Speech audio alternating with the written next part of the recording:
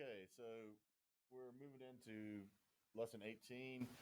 Lesson 18 shows us some new code, but we are not really going to learn how to do anything new with our programs that we haven't already done. So I am going to move a little quickly through this one, but if you have a question, need me to stop and explain something, please raise your hand and let me know.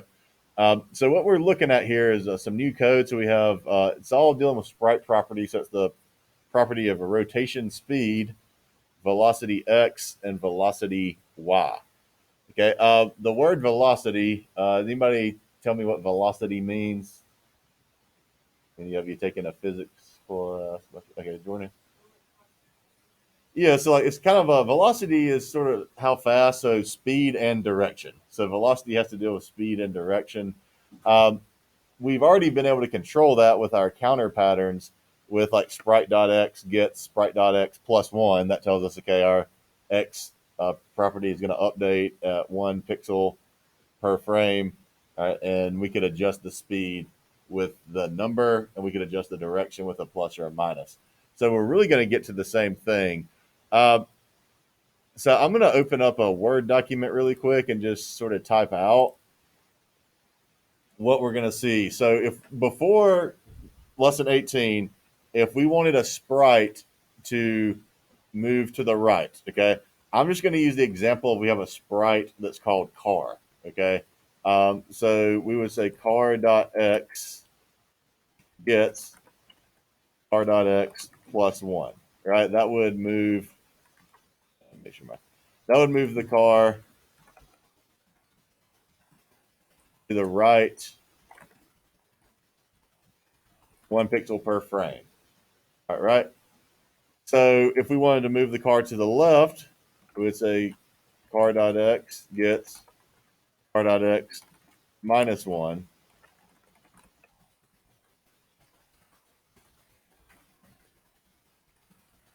And that would move it to the left 1 pixel per frame.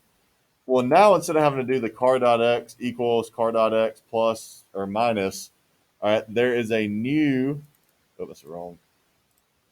All right, there's new code, all right, sprite.velocityx.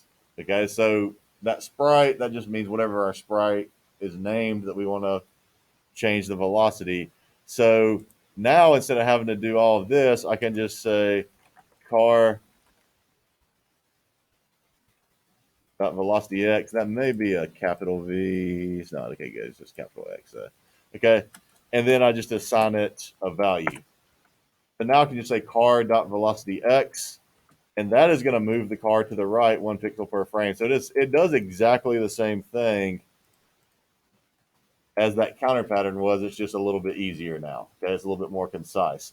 If we want to move it in the other direction, we still use car velocity x equals, all right, and we would just use a negative one, and that's gonna, I had a typo there. That would move the car to the left 1 pixel per frame. All right, so that concept is going to apply with x velocity and y velocity. So now instead of having to guess or remember, okay, I'm going to do a sprite.x to move it left or right, then I have to drag out an operator, and I need to drag out a plus or a minus. Then I have to do another car.x and then my number. Now I just have one block of code I can drag out.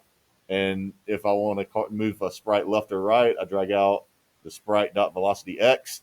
If I want to move it to the right, I use a positive number. If I want to move it to the left, I use a negative number. Okay, the same thing applies with our y property to move up and down. I drag out a sprite.velocity y. If I want to move it up, I use a negative number. If I want to move it down, I use a positive number. And then the size of the number affects the speed. So the larger the number, the faster the speed. Okay. And the same thing with a rotation speed as the counter pattern. All right. So what this one does, okay, it says one way to move sprites in Game Lab is with a counter pattern. All right, we've already done that. All right, so it says drag a sprite.velocity x directly below where your sprite is created. Okay, So this also tells us we can set the velocity outside of the draw loop, and until that changes, it can stay the same. So we're going to tell our fish, all right, to move at 1. We run, all right, and now our fish is moving, okay, at a rate of 1 frame or 1 pixel per frame, to the right. Okay. So again, really, this entire lesson is just using velocity, x and y, and rotation speed to replace the need to do a counter pattern for directional movement. Okay.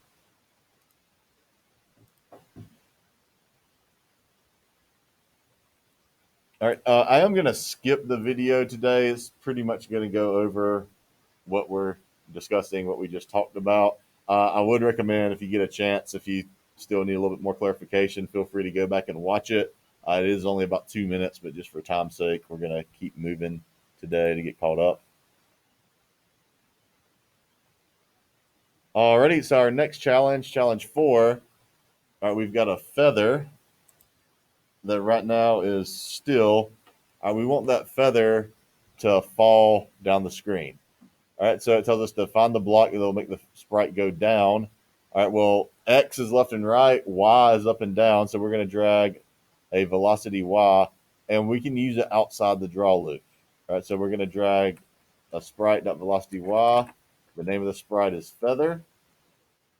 All right, and we want it to have a velocity that is going to make it fall down. Okay, so remember with our Y's, it increases as it goes down, so this would need to be positive. I'm just going to make it a 2. All right. And what that is saying is the feather is going to move down at a rate of 2 pixels per frame. We reset and run, and our feather falls down.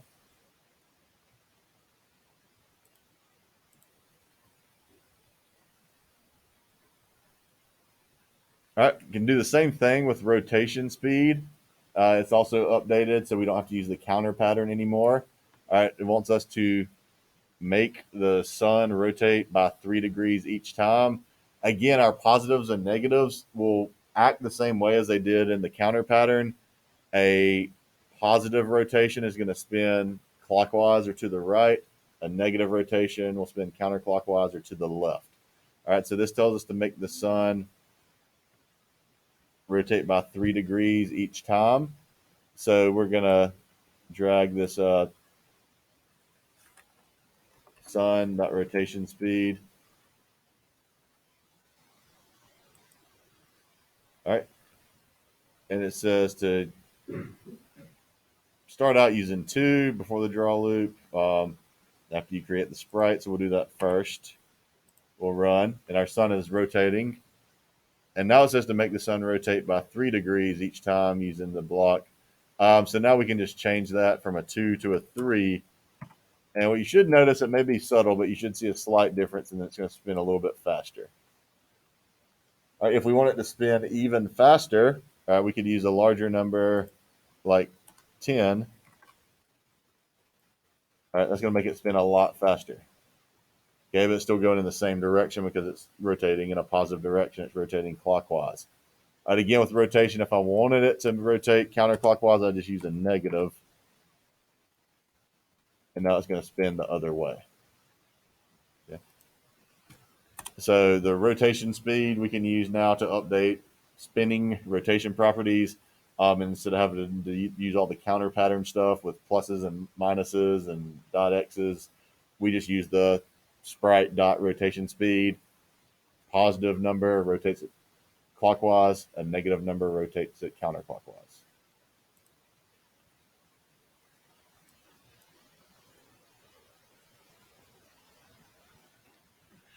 All right, another one with rotation speed using a conditional, the if statement. So it wants us to look at the if statement and use the rotation speed to make the color wheel start spinning when the user presses the space bar. All right, so we've got an if key went down. So that's if the space key is pressed down, we want a rotation speed for our wheel. So the only sprite we have is called wheel. So we're going to hopefully spell it correctly. Okay. And it doesn't give us direction on what rotation speed. We're just going to make it a 5. All right, and that's going to rotate the wheel at a rate of 5 pixels or 5 degrees per frame. All right, so I'm going to run it. All right, my wheel's not spinning yet. It's not supposed to because I'm telling it I want it to spin if the space key is pressed down. So now I'm going to press the space key, and now the wheel will spin. Okay. If I wanted it to spin in the opposite direction, I just change that to a negative. All right, and then the wheel's going to spin the other direction.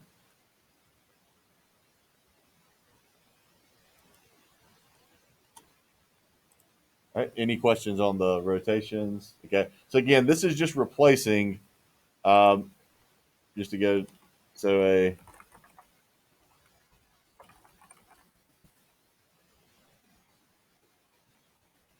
that replaces the sprite dot rotation speed.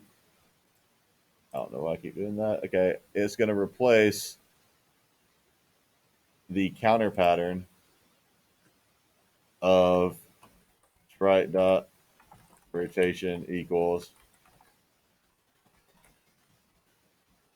Okay. So again, the point of this sprite dot rotation speed gets 5 is more compact, more concise, more efficient than sprite dot rotation gets sprite dot rotation plus 5. Okay, doing exactly the same thing. So again, we're not really making the program do anything new. We're just updating with a more efficient block.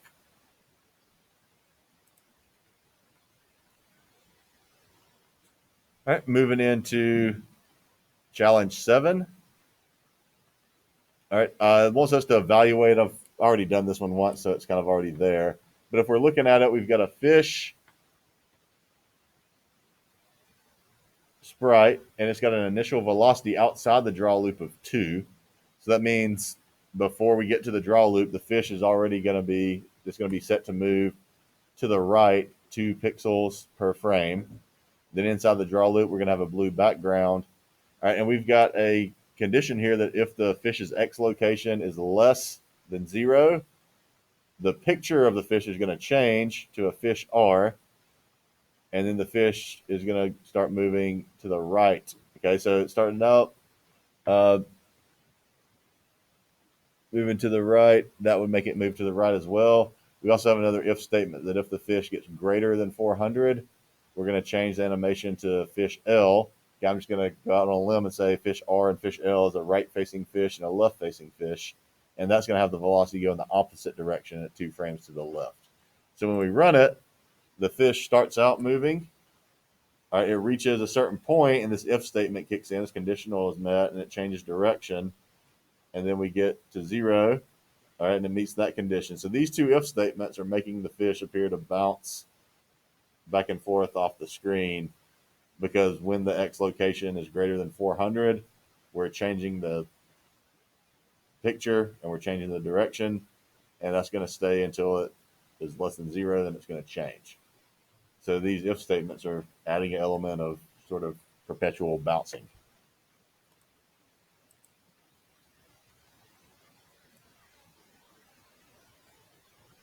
All right, challenge 8, we've got a soccer ball. We run it. We've got the ball. It bounces on the bottom of the screen, and then it goes away forever. All right. So what we want to do is we want to make the ball bounce not only at the bottom of the screen but also at the top of the screen. So what we can do is look at the code that's making it bounce on the bottom, compare that to what's going on initially, and then figure out a way to make the ball bounce back and forth. All right. So we've got a sprite background called field. Then we've got a sprite called ball. That's going to be the soccer ball. All right, it's scaled down to 2, and it's got an initial velocity of 5, meaning it's going down at 5 frames or 5 pixels per frame. All right. Then inside our draw loop, we've got a conditional that says if the Y location of the ball is greater than 380, then the velocity is going to change to -5. And what that means is once this kicks in, now the velocity's been changed and it's going to keep going up. So we need to put something in place to stop the ball and make it go the other direction again. So we're going to add another if statement. All right, and we're going to use a less than operator since at the bottom we used a greater than, at the top we need to use a less than operator. All right, and we're going to say if the ball's y, so ball.y, and since this is about 20 from the bottom of the screen, we're going to do 20 from the top of the screen. So we'll say if the ball's y position becomes less than 20, all right, we want to update the y velocity of the ball, all right, and we want it to be 5. So what that's going to say is, okay, once the ball gets to a point where it's higher than 20 on the screen, the direction is going to change and then it's going to go down again. And what this should do once we run it is the ball should then just bounce back and forth. It's going to go in one direction until the conditional changes the direction and speed, and then it'll just keep repeating itself over and over again. So we reset and run. Ball starts out dropping. It bounces. It goes up. All right, it bounces. Okay, so we're creating the illusion of a border on the screen. There's not really a border. We're just setting conditionals that when the y location of the ball reaches a certain point, we're telling it to change direction. But it makes it appear as though it's bouncing off the top and bottom of the screen.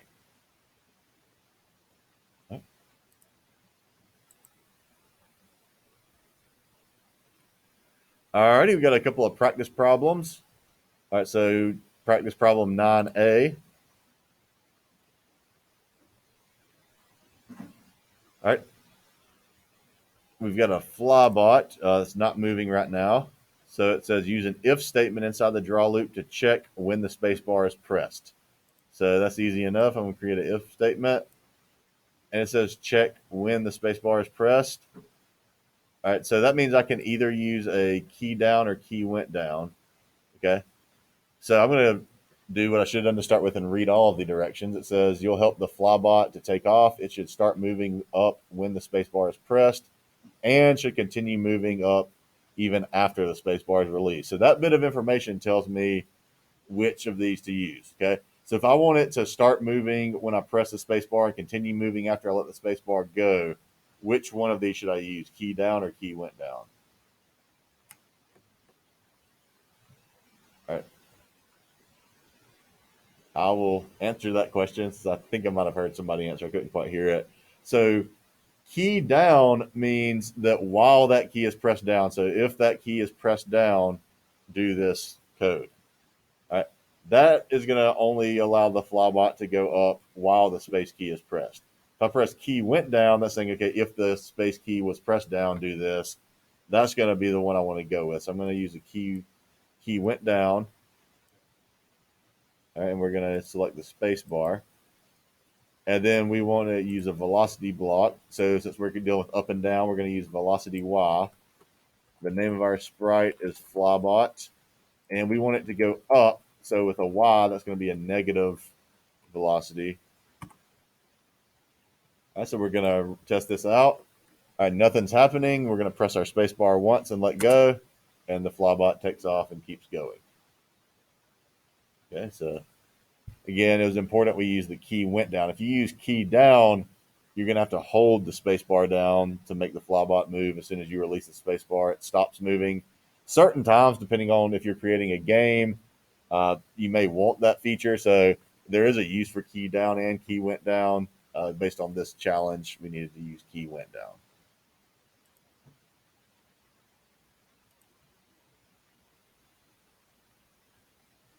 All right, we've got another practice problem with the paintbrush. All right, it wants us to dip the paintbrush on the palette and then send it back up. All right, so it says use a conditional to send the paintbrush down if the down arrow is pressed. So we're going to do that first. So we're going to say if, and we're going to use key went down again. It's a down arrow. So if the down arrow is pressed, we want to send the paintbrush down. So we're going to do a velocity Y, all right, for the brush. All right, so if we want it to go down, we're going to use a positive velocity. So we're going to give it I'm just using 5. It's a pretty safe bet. All right. And then we need to use a different conditional to send the paintbrush up if it reaches the pallet. Okay, so we're gonna use another if statement, and we're gonna do a greater than. All right, and we're gonna say if the brush's Y position becomes greater than. I'm gonna start out with about a 350, and we'll go from there. Then we want the brush's velocity to change direction and go up again. All right, so we're running. All right, so once I press the down arrow, the brush should go down. All right, and then it comes back up. And I can keep pressing the down arrow and make it go down. All right, all right, that's going a little bit low. I want it to appear as though it's dipping in the red paint. So I'm going to change my Y location. I'm going to make that a 3, make that 320. All right, try that one out. Oh, that's working better. So there we go. So it goes down, then comes back up. If I want to send it back down, I just press the down arrow key again, and it'll send it back down.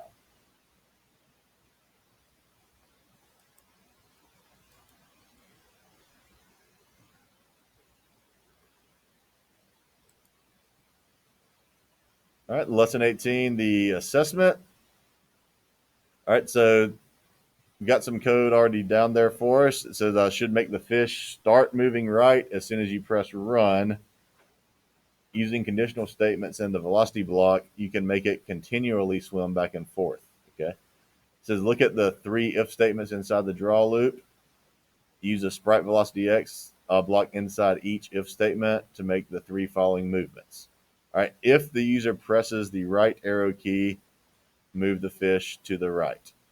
All right. So we're going to give the fish. All right, so if we're doing right and left, we're using velocity x. If the right arrow key is used, all right, we want the fish to move to the right. We'll do velocity of 3. Okay. If the fish gets to the right-hand side of the screen, move the fish to the left. So that's telling us if the fish's x location we want to is greater than 400, we want to send it back the other way. So we're going to update the velocity in the negative direction. Okay. And then it says if the fish gets to the left hand of the screen, stop the fish. All right. So the way we stop something is we're going to use a velocity of 0. All right. A velocity of 0 means there's no movement.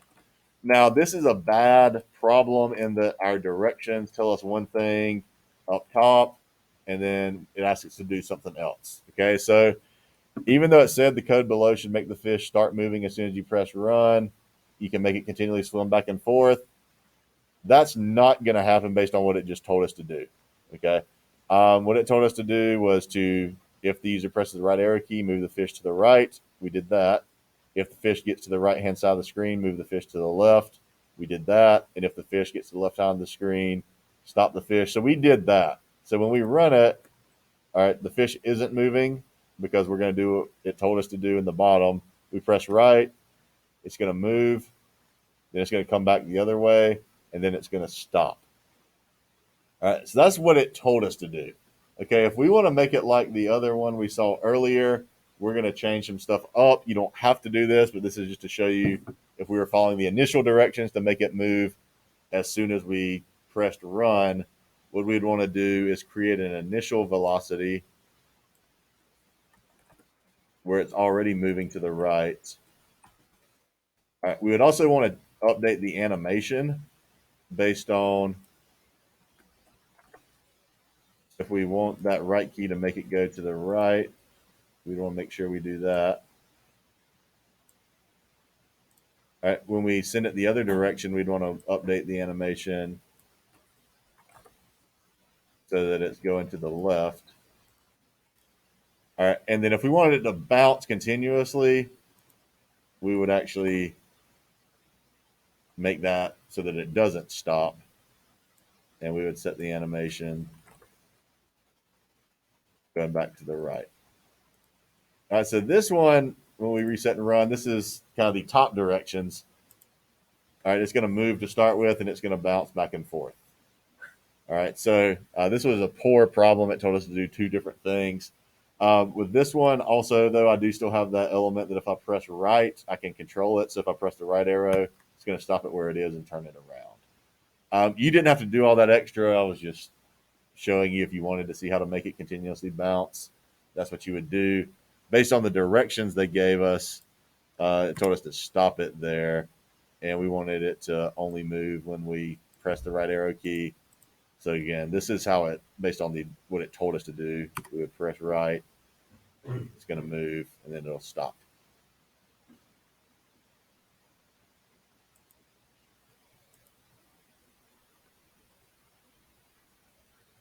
Alrighty, the challenge for lesson 18. We've got a little alien that we want to send one lap around the screen.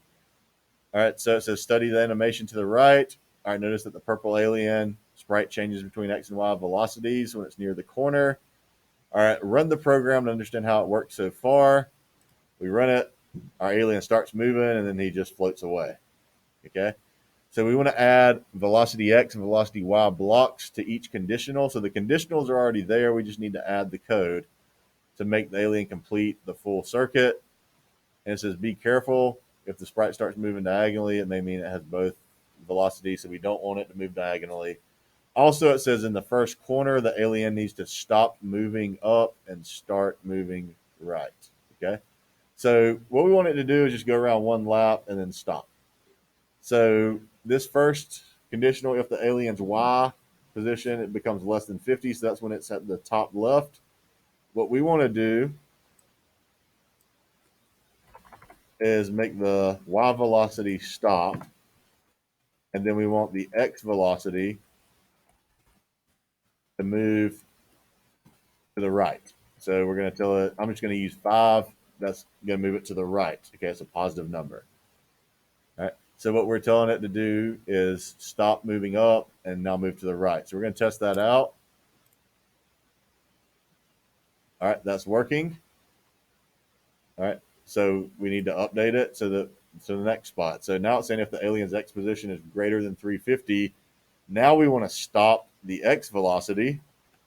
So we're going to set the X velocity once this condition is met to 0.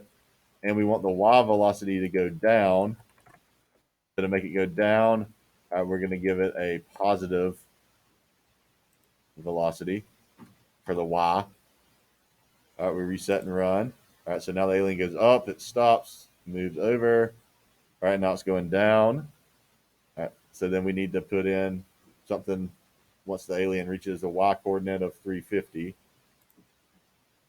So once it gets to a certain point, we need to stop the Y velocity. So again, to stop moving altogether, you can use a velocity of 0. That means it's not moving left, right, up, and down. All right. When you do a 0, that stops the movement in that direction. All right. Then we want it to move to the left. So to make it move to the left, we need to give it a negative number. So we use a -5. All right. So now our alien is going up, over, down, back to the left. So now all we need to do is just stop it when it gets to that last corner, like it does in the example. So now we're going to set the X and Y velocities to 0.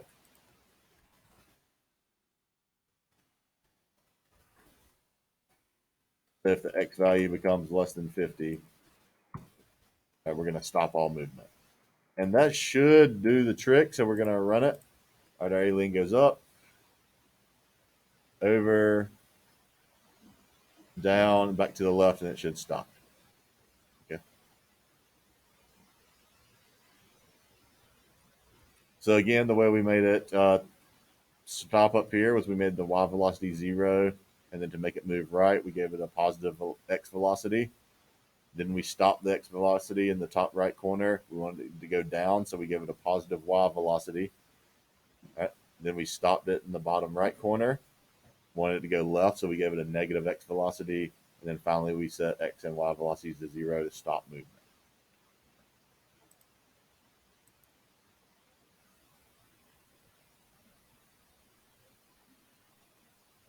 Okay, so that finishes lesson 18. So what I'm going to do is give you a quick break, take about 2-3 minutes, and then we'll pick up with lesson 19.